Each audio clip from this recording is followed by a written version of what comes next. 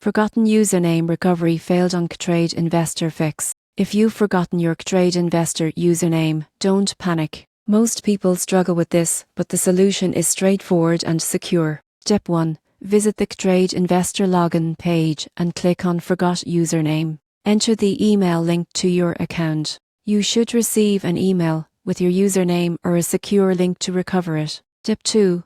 If you no longer have access to that email, gather essential verification details like your full name, account number, and recent trade activity. Qtrade Investor Support can verify your identity and manually recover your username. Step 3. Check all email folders, including spam and junk. Carefully follow any instructions provided.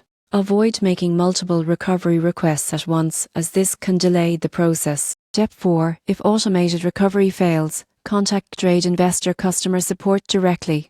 Explain the situation and provide your verification details. Their team will guide you securely through the steps to regain access. Once your username is recovered, it's smart to enhance account security. Enable two-factor authentication and store your credentials in a secure password manager. This prevents future login issues and keeps your investments safe. By following these steps, you can regain access to Qtrade Investor quickly and confidently. Remember, forgetting your username is a temporary hurdle that can be resolved efficiently.